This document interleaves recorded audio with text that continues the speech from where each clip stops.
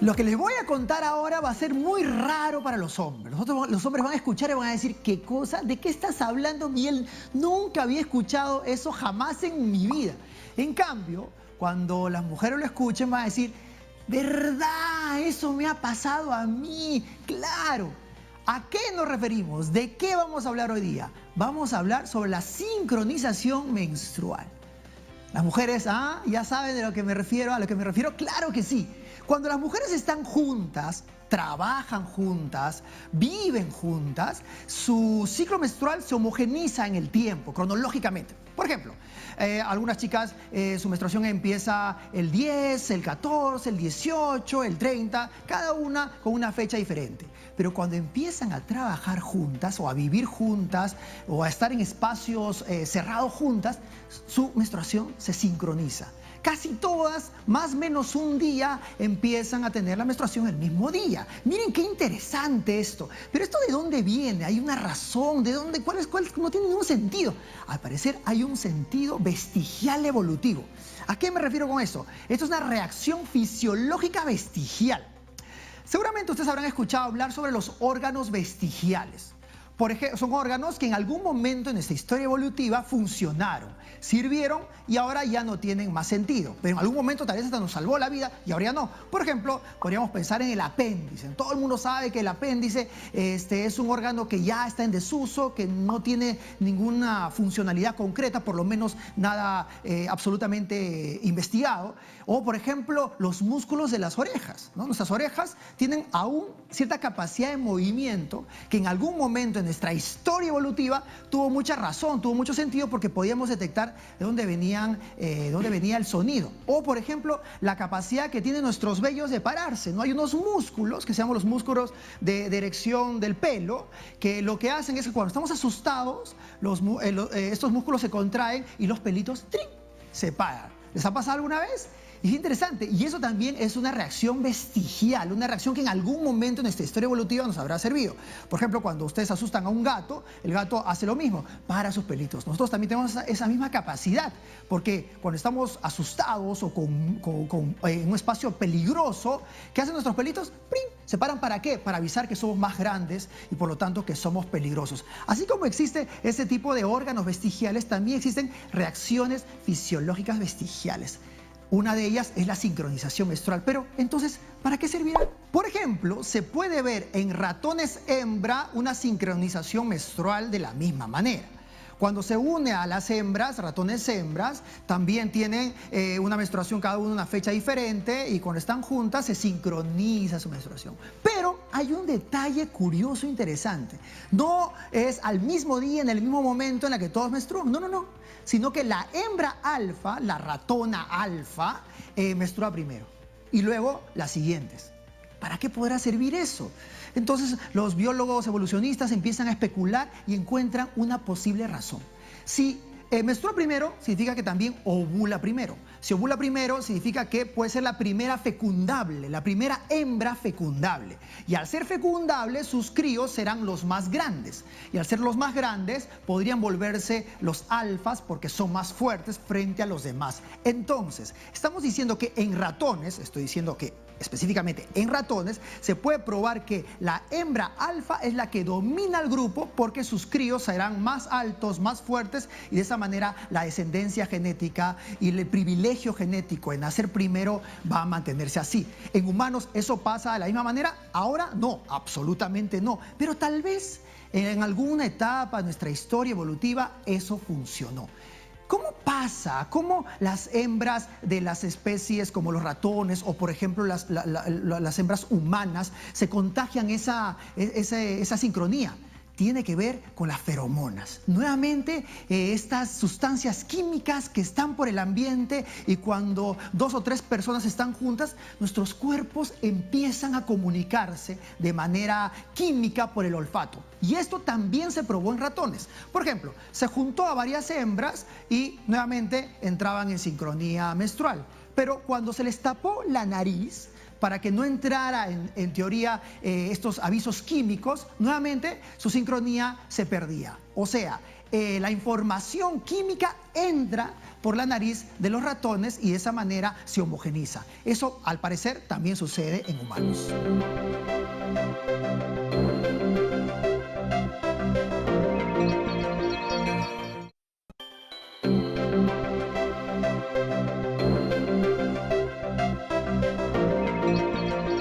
Y seguimos hablando sobre esta suerte de magia y comunicación química femenina, sobre la sincronización menstrual. Estamos con Maribel Dextre, ella es ginecóloga. Además, hemos hablado con ella antes relacionado a las feromonas, a de dónde venimos, de cómo se comunican los cuerpos. Bienvenida, Maribel, ¿cómo estás? Ay, muchísimas gracias. Y sí, es un tema muy apasionante. Muy curioso, ¿no? Y además es un tema muy desconocido por los hombres, te digo, porque cuando le preguntan a los hombres dicen que no tengo ni idea que eso pasa. Claro, lo que pasa es que mucho de la cultura que tenemos nosotras las mujeres es no hablar de las menstruaciones, ni con nuestros papás, ni con nuestros hermanos, menos con nuestros esposos. ¿Por qué eso? ¿Eso es un tema cultural o será biológico? Yo creo que es un tema cultural, pero ahora que lo dices también podría ser biológico, o sea, Sí, pues. para evitar saber qué fecha más o menos estamos ovulando y no procrear, ¿no? Podría ser algo evolutivo también eso. Sí, porque yo a veces, por ejemplo, cuando hay algunas investigaciones de Brizendine, justamente que habíamos hablado la otra vez, ella dice que las mujeres van al baño juntas en todas las partes del mundo. ¿No? O sea, uno puede pensar que es un tema cultural aprendido, pero no. Las mujeres van al baño juntas en cualquier situación, en cualquier parte del mundo. Es que así nos protegemos. Y así se protege. Claro, cuando se le pregunta a las mujeres, ¿qué cosas hacen en el baño juntas? ¿No? Y su respuesta es, conversamos. Pero la clave, creo yo, dentro del mundo femenino es la conexión social. Es clave para las mujeres hacer redes sociales de protección. Exactamente, y eso nos sirve como soporte. Tú sabes que antes cuando vivíamos en tribus teníamos diosas, o sea, eran las sociedades matriarcales. La mujer tenía un contexto de tripartito. Éramos doncellas, éramos madres, y después ya éramos ancianas. ¿Cómo pasamos de ser una niña a una doncella cuando menstruábamos? Ah, mira, qué interesante. Éramos doncellas. Vamos a ser madres cuando dejamos de menstruar para gestar un niño. Y vamos a ser ancianas cuando dejamos de menstruar, la menopausia, y vamos a gestar sabiduría. Oye, qué clave la menstruación dentro de sus vidas, ¿no? Así y es. la luna también, porque de ahí viene el nombre, de hecho. Así es. Qué interesante porque entonces para ustedes es como que un hito, su presencia y su ausencia, ¿no? Y es un hito que une además, ¿no? Porque es casi un secreto entre todas, oye, estoy con menstruación, ¿no? Ahora, esto de que era un ritual, la menstruación y todo, como que se ha ido perdiendo, porque ahora en el siglo XXI la menstruación, más que algo mágico, es algo incómodo. Incluso hay gente que con sustancias químicas lo trunca, ¿cierto? Sí. ¿Y eso es adecuado? Sí, imagínate, es como si estuviésemos embarazadas todo el tiempo. O sea, nosotros no menstruamos porque tenemos 9 meses que estamos engendrando un bebé y no hay menstruación. Entonces, no es que nos haga daño. No nos hace daño el no menstruar. Inclusive los anticonceptivos, muchos de ellos nos ayudan para no menstruar abundante, para no tener anemia y sirven también de tratamiento para algunas patologías. ¿No? Mira, qué interesante. Ahora, bueno, vamos a nuestro tema, ¿no? Es un tema bien bonito porque hay cuando las mujeres viven juntas, su menstruación se sincroniza. Tema fabuloso este. Sí, mira, ha habido un estudio en los años 1970, 71, por ahí, de una psicóloga, la doctora Martha McIntosh, que hace este estudio en una residencia universitaria. Recluta a 136 mujeres universitarias, todas ellas, que viven dentro de la residencia universitaria y les hace una encuesta todos los meses diciendo cuándo empiezan sus menstruaciones y cuánto duran sus menstruaciones. Se vio que en este estudio Después del cuarto mes de haber vivido juntas, de haber compartido juntas, de estudiar juntas, contarse todas sus cosas juntas, empezaron a sincronizar sus menstruaciones. Qué curioso. Por un año de seguimiento. En esta época es la época del feminismo, en los 70s, muchas marchas por la defensa de la mujer y todo. La doctora saca sus resultados, pero le vienen en carga un montón todo el resto de científicos varones diciendo de que no tenía un sustento estadístico, ajá, que la metodología estaba mal, que habían algunas fallas matemáticas, etc. Pero como es mujer, buena mujer investigadora, no se queda ahí. 20 años después continúa investigando y se asocia con otra doctora. Y dicen, ok, faltó esto, falló aquello, vamos a tratar de buscar por qué se sincroniza la menstruación. Entonces empezaron a investigar las feromonas. ¿Qué hicieron? 29 mujeres hicieron, en 9 de ellas, pusieron algodones debajo de las axilas para conservar el sudor por 8 horas. Y también tomaron exámenes de orina para ver lo de las feromonas. Las feromonas son sustancias químicas que en el reino animal están en muchos sitios y que los humanos hemos perdido esa potencialidad de olerlas, identificarlas. ¿no? De identificarlas. Pero igual sigue generando efectos. De hecho, cuando hablamos sobre la prolactina, cómo el hombre se embaraza, o cómo el hombre siente los efectos del embarazo, tenía que ver con las feromonas. También tiene que ver con las feromonas. Entonces, ¿qué hace viendo esta investigación? La segunda etapa de esta investigación, en que existen unas mujeres alfa, o sea, unas mujeres que en este grupo, llamémosla tribus, en este grupo hay mujeres que son las más dominantes. Entonces, las feromonas de esas mujeres dominantes, esos algodoncitos se les hacían oler a las otras mujeres y, no lo vas a creer, sincronizaron el 70% de las mujeres sus menstruaciones. Qué biológico, qué animales todavía somos, ¿no? Todavía. Todavía qué animales somos. Claro, porque mira, en la naturaleza sucede lo mismo. Sí. En la parte de los caninos, por ejemplo, ¿no? Los perritos, las perritas, cuando están en celo, tenemos una perrita en la casa, pero vienen de 10 cuadras a la redonda y saben en cuál casa vive la perrita que está en celo. Oye, pensando un poco en la mujer alfa, como tú mencionaste, la alfa no necesariamente es la mayor, es la que está diciendo que si fuera una tribu, ella sería la lideresa, ¿no? Ella sería la que manda. Pero ¿por qué? Yo tengo algunas hipótesis. ¿Por qué sería la primera que ovula? ¿Por qué tendría que ser? O sea, ¿qué ventaja le da en ella o en su descendencia? A ver, el ovular primero y en engendrar primero, ahí viene, como las reinas, ¿no? O sea, el primer hijo varón va a ser el sucesor, va a ser el delfín. Sí. Entonces es lo mismo, en una tribu, sea hombre o mujer, el producto, el bebé, va a ser el hijo o la hija de la dominante. Entonces él va a guiar o ella va a guiar al resto, ¿no? Y en términos biológicos, bueno, coincido absolutamente contigo, en términos biológicos es el más grande. Y al ser el más grande es el más fuerte. Y al ser el más fuerte puede defenderse y opacar al resto. Por lo tanto, hablando con el concepto del gen egoísta, diríamos que es el que tiene más probabilidades de dejar descendencia. Siempre el mayor va a tener más posibilidades, ¿no? Entonces, tiene que ver con eso, con la posibilidad de dejar descendencia de la hembra dominante o la humana dominante, claro, ¿no?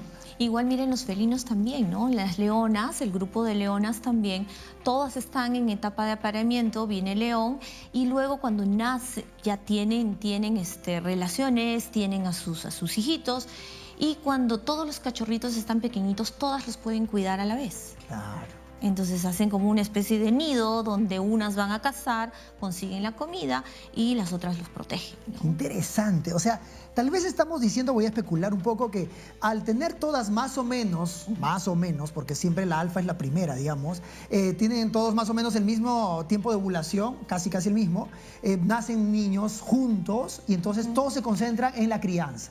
No hay demasiada disparidad, lo cual permite que nos concentremos en una actividad en conjunto, ¿no? Claro, sí, sí.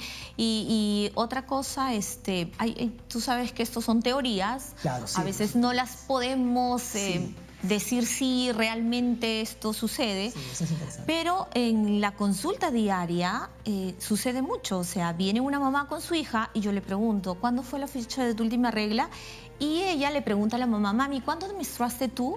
Porque por ahí nomás me vino a mí la regla, ¿no? Entonces eso sucede, tal vez deberíamos de hacer otra investigación muchísimo más grande y todo, ¿no? Se ha hecho poco, ¿no? Con respecto a eso, porque Sí. es un tema demasiado interesante. Me acuerdo de una investigación que se hizo con ratones, que también se ve el mismo efecto, y cuando las ratonas, o las ratones hembra, le tapan la nariz, ya no se sincroniza.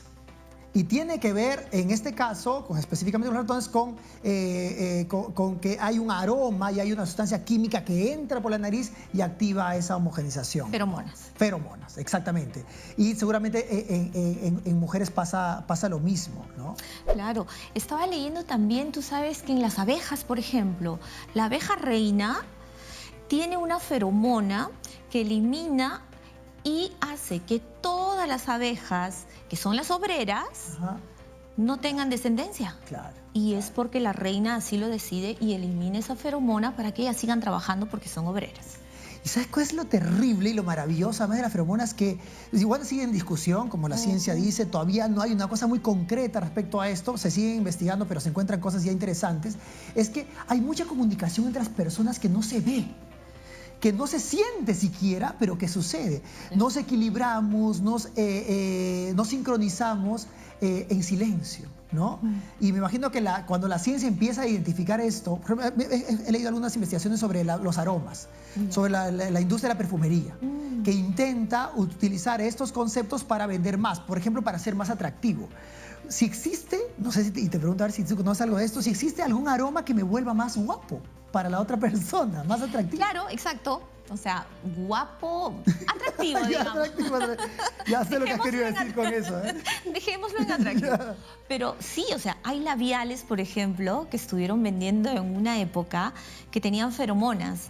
Ay, no. Entonces hacían, cuando conversabas, cuando hablabas a través del aire, lo que te pintabas, entonces iba esa feromona y hacía más atractiva a esa mujer, ¿no? No era la más guapa, no era la más hermosa en el lugar, pero era la que más hombres querían conversar con ella, sacar su número telefónico, investigar sobre ella, ¿no? Interesante. Y Oye, por la- Briceñita también comenta en algún momento el cerebro femenino, en su libro El cerebro femenino, ella dice, por ejemplo, que cuando una mujer está en ovulación, le atraen mucho los hombres fuertes, los hombres que lucen muy, muy varoniles, muy, muy machos alfa, ¿no? Claro, es por los genes, ¿no? Porque, como tú decías, son los más fuertes, los que pueden procrear. No ves a un hombre minúsculo, a un hombre pequeñito, Ajá. ves a un hombre grande, fuerte, musculoso, y justamente por eso, ¿no? Para que la descendencia o la inversión biológica que vas a hacer también sea buena. Ay, qué fuerte. interesante. Qué temas tan fabulosos. Miren, esto es fascinante. El tiempo se pasa volando. ¿Cuánta comunicación hay entre nuestros cuerpos y cuánta historia evolutiva está detrás de una reunión cualquiera, ¿no? 4 o 5 mujeres se reúnen, trabajan juntas y hay una sincronía menstrual. Y esto, al parecer, tiene que ver con una comunicación química, con las feromonas que están pasándose de unas a otras. Y al parecer también, y sigue esto en investigación, al parecer la mujer alfa, la dominante, es la que ordena la secuencia, que es la primera en ovular, y al ser la primera en ovular también será la primera en tener críos, y críos más grandes significan más posibilidad de supervivencia y de ser alfa también. O sea, los alfa generan alfitas. Muchas gracias. Gracias.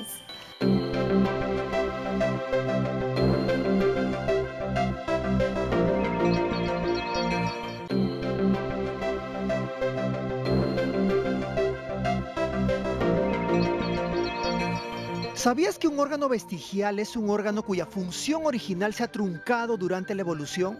En algún momento se usó y hoy no se usa más. Y aunque es posible que aún tenga una función no descubierta, es claro que su ausencia no afectaría la supervivencia del individuo. El coxis, la muela de juicio, el reflejo palmar, el músculo en la oreja nos ayudan a imaginar cómo fuimos en la antigüedad y cómo la evolución sigue su curso.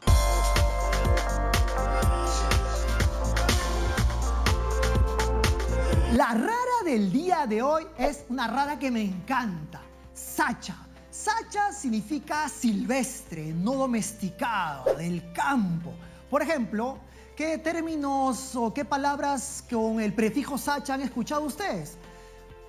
Sachaculantro, ¿no? Sachaculantro es el culantro del bosque, es el culantro que no fue domesticado por los agricultores, no se dejó domesticar, dijo, yo voy a tener mi pensamiento y mi estrategia libertaria, voy a estar por el campo. O por ejemplo, el sachainchi, inchi significa maní, sachainchi es el maní del campo, el maní que no fue domesticado. O sachavaca.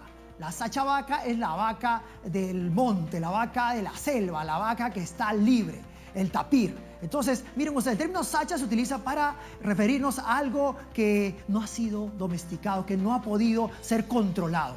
Y un poco cuando usamos el término sacha, pensamos en lo mismo, que el conocimiento tiene que estar abierto, tiene que ser libertario, tiene que ser un conocimiento que no encuentre fronteras. ¿Cómo puedo utilizar ese término en la vida diaria? Por ejemplo, digamos que un día cualquiera tú te encuentras con alguien y lo bautizas como tu amigo Sacha, Sacha amigo, Sacha brother, Sacha pata. ¿Qué significa esto? Que los dos juntos hacen que el pensamiento sea cada vez más amplio, que el conocimiento no tenga barreras. Somos Sacha, Sacha amigos, bienvenidos al Sacha Grupo.